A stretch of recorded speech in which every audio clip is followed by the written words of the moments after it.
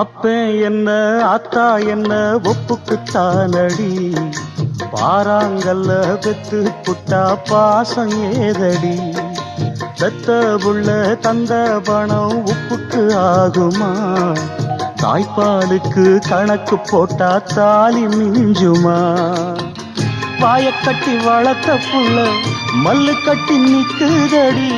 வாங்கி தந்த காசுக்கெல்லாம் வட்டி கட்ட சொல்லுதடி,